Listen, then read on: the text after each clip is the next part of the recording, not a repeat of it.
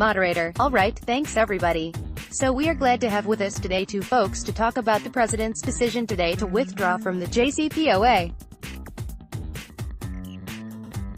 This will be on background, embargoed until the end.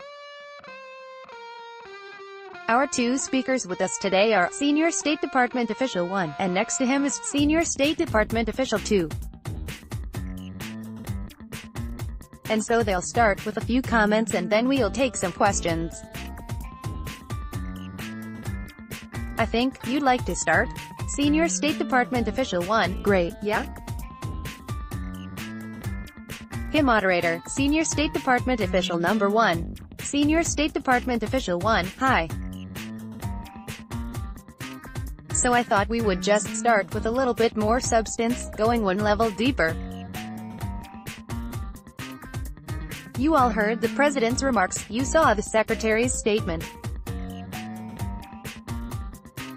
So we wanted to put a little bit more meat on the bones and then open it up for questions and use the time the way that you think is most useful for you all. So the sanctions reimposition that the President talked about is going to come in two phases. There's going to be one period for wind down that lasts 90 days, and one period of wind down that lasts 6 months. The 6-month wind downs are, by the way, pretty standard across sanctions programs. So this is not Iran specific, but oftentimes when we either impose sanctions or reimpose sanctions, we provide a wind down to allow both U.S. companies but foreign companies as well to end contracts, terminate business, get their money out of wherever the sanctions target is, in this case, Iran.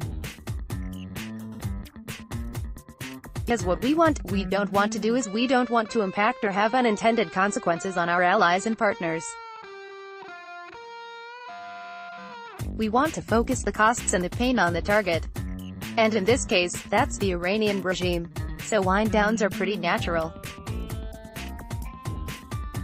In this case, we are providing a 6-month wind down for energy-related sanctions. So that's oil, petroleum, petrochemicals, and then all of the ancillary sanctions that are associated with that. So, for example, banking, sanctions on the CBI in particular, because the Central Bank of Iran is involved in Iran's export of oil and the receipt of revenues. Shipping, shipbuilding, ports, all of those sanctions that are related to both the energy sector and then the banking and the shipping or transportation of that energy will all have a 6-month wind down. Everything else is going to have a 90-day wind down. So that's the architecture of the Iranian sanctions program was quite complex, but everything else includes things like dealing in the rial, providing metal, precious metals and gold to the Iranian regime, providing U.S. banknotes. So there's a whole kind of swath of other sanctions that are all going to have a 90-day wind down. In addition, within the first 90 days, the Treasury Department is going to work to terminate the specific licenses that were issued pursuant to the Statement of Licensing Policy on Civil Aviation. So Treasury is going to be reaching out to those private sector companies that have licenses and work to terminate those licenses in an orderly way that doesn't lead to undue impact on the companies. The other big action that has to be done is the redesignation of all of the individuals that were delisted pursuant to the JCPOA. There are over, I think 400 and some odd were specifically designated for conduct, and another 200 or so were identified as part of the government of Iran. Treasury, that's obviously it's a lot of work for Treasury. Their aim is to relist all of those individuals and entities by the end of the 6-month wind down. They're not going to relist entities and individuals overnight, and both for practical reasons but also for policy reasons. If some of those individuals and entities were relisted right away, it would impact the wind down, right? So if we're allowing a 6-month wind down for energy-related or petroleum-related business, and then you redesignate tomorrow an Iranian-related petroleum entity, it makes null and void the 6-month wind down that you just provided. So that's all going to be done in a coherent way to provide a real wind down period. So that's kind of the putting a little bit of meat on the bones of what it means to reimpose the Iran architecture, sanctions architecture. Senior State Department Official 2, that's great. Senior State Department Official 1, do you want to open it up for questions?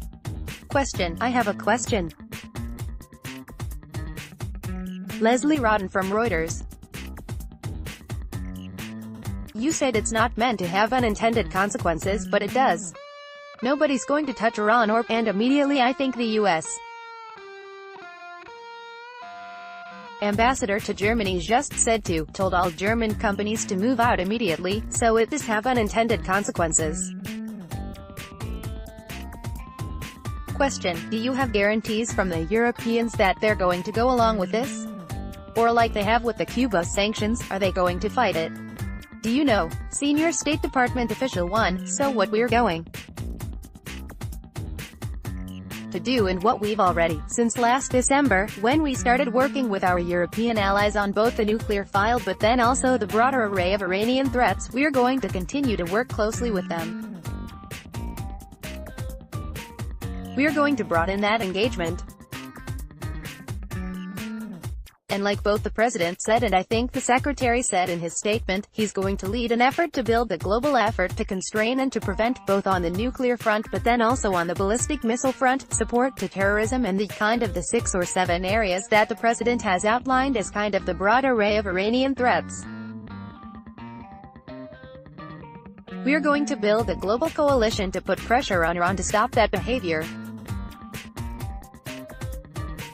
That's Senior State Department Official 2, and let me just question, what was the question we've heard from the Brits? Question, sorry, could you just respond to her? Question, I was going to say, go on, Matt. Question, we've heard from others that they not only are not going to. Question, would you mind? I had the first question. Question, oh, sorry. Okay. Yep, I apologize. Question, and they haven't even answered it. Question, yep. Question, if you don't mind. Senior State Department Official 2, so I just wanted to say that those are actually intended consequences. We do think that given the IRGC's penetration of the Iranian economy and Iran's behavior in the region, as well as its other nefarious activities, that companies should not do business in Iran. That's an intended consequence, and we thank our ambassador out there for reaffirming that message. Question, so all those companies that have gone in are moving out? Senior State Department Official 2, we're certainly going to encourage them to. Senior State Department Official 1, yeah? Question, why? Question, and what if they don't? Question, if they don't, are you prepared to sanction German companies, French companies? Senior State Department Official 2, those are discussions we're going to have with the Europeans. Senior State Department Official 1, yeah? Question, you've been having discussions. Question, sorry, just a point of clarification on that. That would begin after the 180-day period is over, correct? Senior State Department Official 1, if it's energy-related or banking-related. If it's related to the provision of precious metals or gold or any of the sanctions that are being reimposed after 90 days, then that would be. Question, so you are planning to sanction European companies, or you will have those discussions? Like, Senior State Department Official 1, we've already started the discussions this afternoon, right? The discussions are ongoing and the effort is ongoing.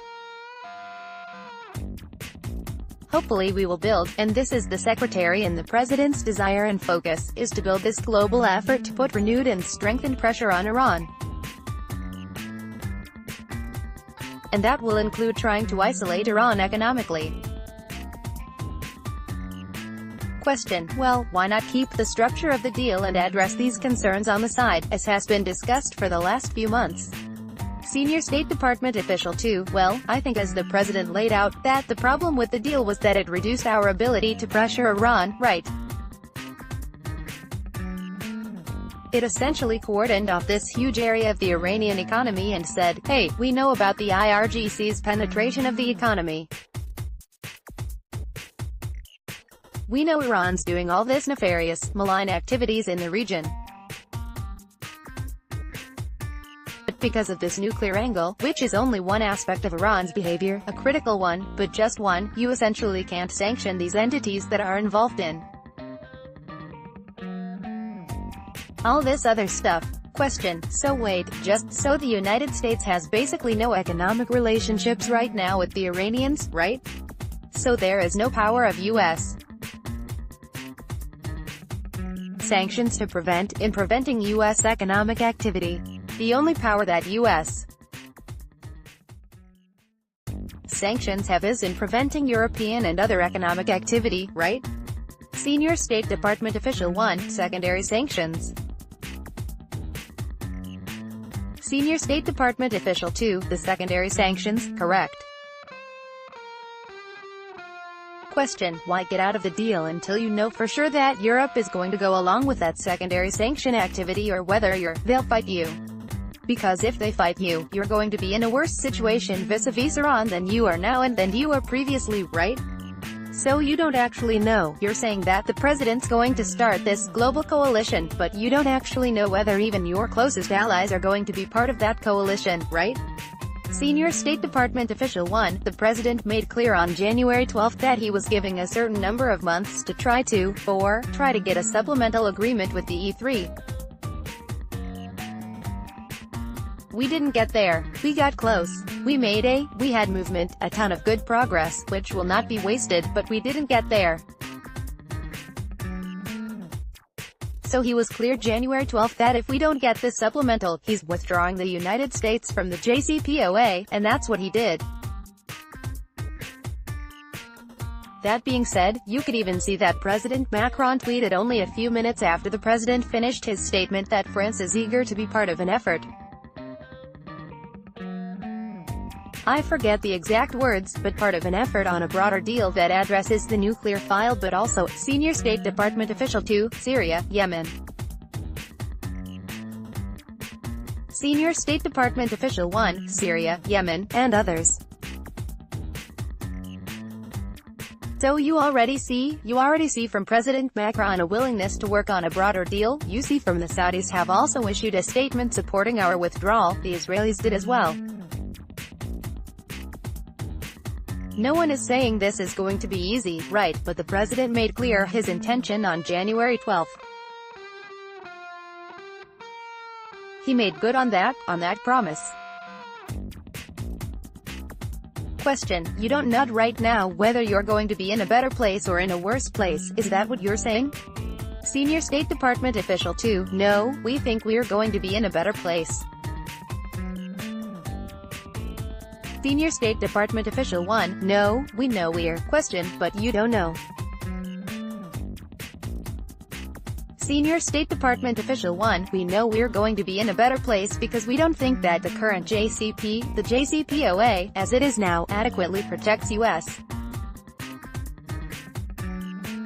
national security. So, question: because Senior State Department official 1, because it allowed Iran to enrich after sunsets, after those restrictions melted away. Question: in 7 years. Senior State Department official 1, yes. Question: and even then, not enriching to a level where they could build a nuclear weapon. Senior State Department official 1, listen, after the Israelis revealed what they were able to find. Question: all old stuff, all old, before. Senior State Department official 1, listen, we have acknowledged for quite some time that the Iranians had a nuclear weapons program, but nobody knew until the Israelis found it, this well-curated archive, the level of detail, right? And I think it reinforced in a very meaningful way that all of the Iranian statements throughout the negotiations and after were lies. Question: so the president said that we would impose sanctions on countries who helped with Iran's nuclear program, but actually, you will reimpose sanctions on companies and countries that do roughly any economic activity, no matter if it has anything to do with nuclear or anything, right? Senior State Department official 1, in the build-up to the negotiations that led first to the JPOA and the JCPOA, we had an extensive architecture of secondary sanctions that started more or less with CIS-80A in 2010. We had to use those secondary sanctions very, very rarely. In fact, we only ever sanctioned 2 banks with secondary sanctions, Kunlun and Elf in Iraq. The leverage that we gained from the secondary sanctions is what we used throughout the world with engagement to get countries to partner with us to build the economic isolation of Iran. That's what we want to do again. It's not about sanctioning foreign companies, it's about using the leverage and engaging the way we did before. Senior State Department official 2, that's right. Question: when you say that Senior State Department official 2, this is a long-established practice, I mean, since DILSA in the late 90s, this is something the U.S. has been doing. Sorry. Question: when you say that the effort that you had in the negotiations with the E3 will not be wasted, will you be implementing any of that? Because, I mean, it was the supposition that the U.S. would stay in the deal if these areas were addressed by the E3. The U.S. isn't staying in the deal, so, Senior State Department official 1, so we made a ton of progress on ICBMs, on access, on missiles writ large, on regional issues, and then we got stuck on sunsets, right? We didn't quite make it. That work, we're not sure. We're starting those conversations with the E3 today, tomorrow, so we can't tell you exactly how it's going to be used, but I can tell you it will be used.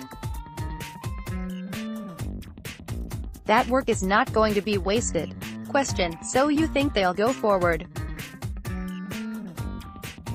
Question: but if a ton of progress was made, then why not give it more time? Why take such a dramatic action that's going to have you basically starting over from square one? Senior State Department official 1, the president made very clear on January 12 his intention. If he got a supplemental agreement before May 12, he would consider it. We didn't get there. He said this on January 12. He said that was his last time waiving sanctions. He followed through on that promise. Question: and what was the sticking point? Can you just sort of tell us what didn't work? Senior State Department official 1, it was the one-year breakout. Question: the Sunset Program. Senior State Department official 1, yeah? Question: Senior State Department official 1, I wonder, just on Boeing quickly because I'm a little confused. So Boeing had the original export licenses were valid until September 2020. Are those going to be cancelled? Senior State Department official 1, so Treasury, that is part, the civil aviation specific licenses are part of the 90-day wind down.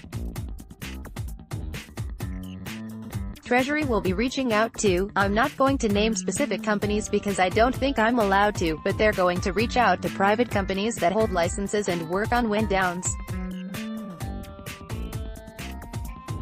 So are you considering any carve-outs for individual companies or countries as you establish this wind-down period?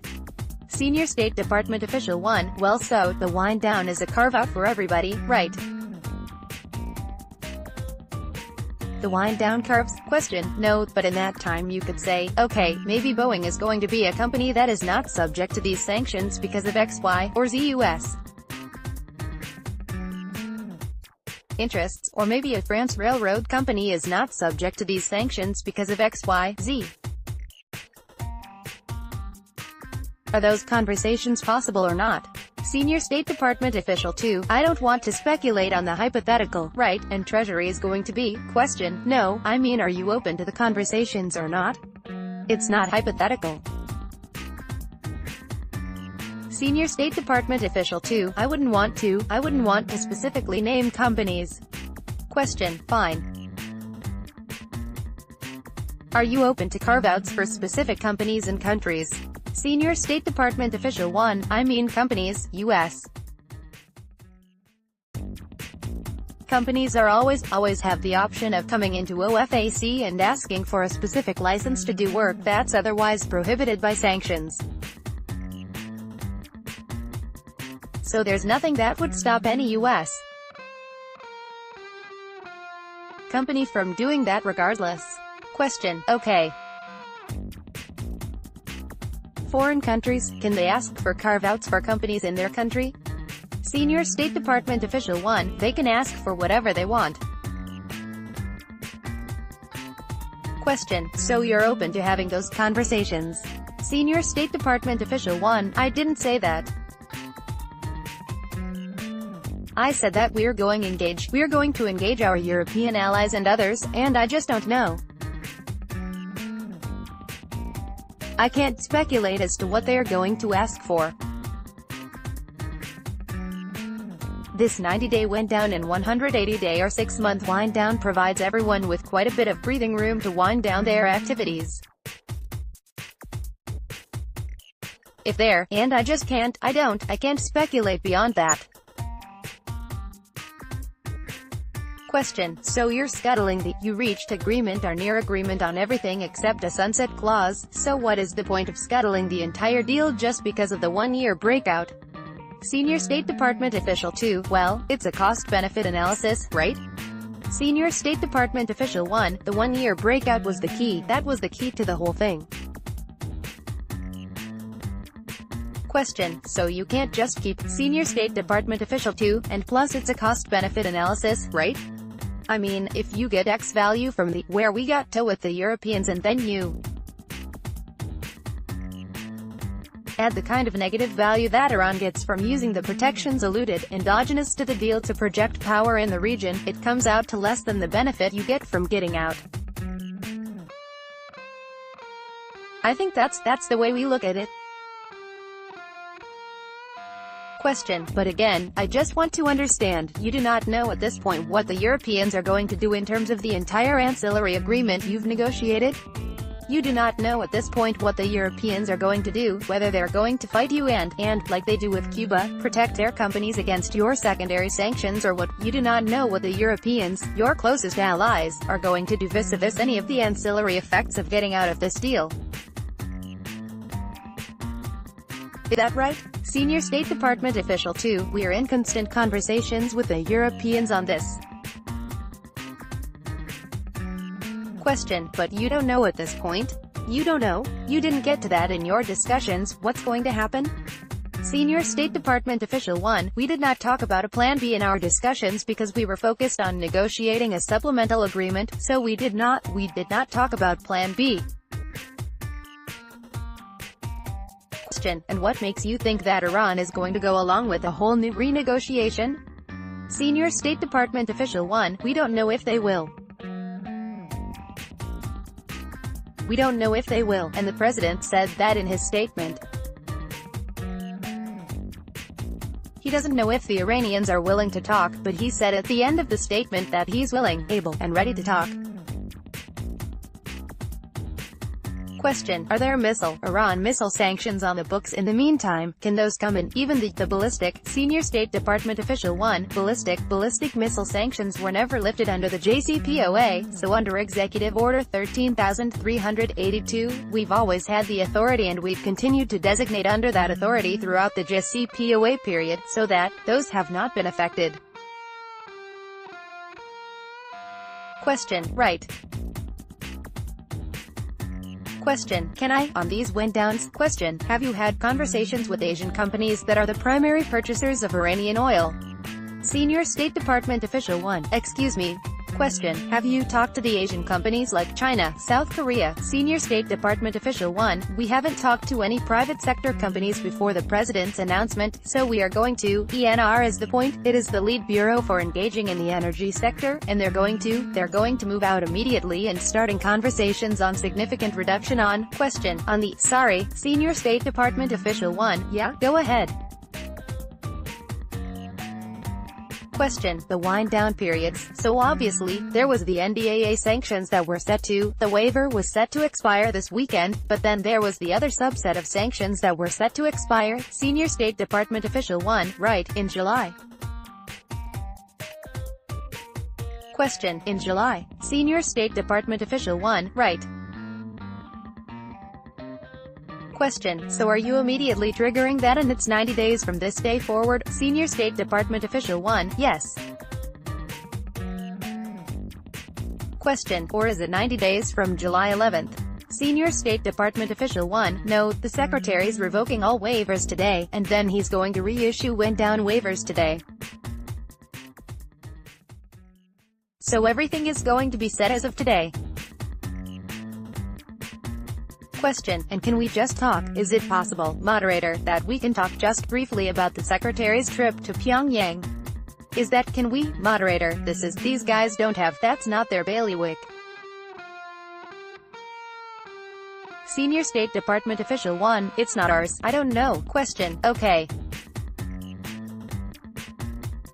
Can you, question, you guys going to respond to emails and texts about it now?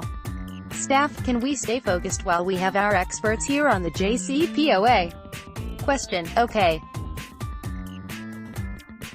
Question. Well, you guys have been hard to find the last couple of days, the last several days.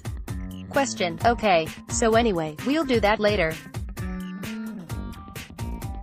Senior State Department official 2. I've been in the building. Question. Well, yeah? Can we reach you? Question. Not everybody has. Question. Give us your number or. Question. Can I ask a clarification?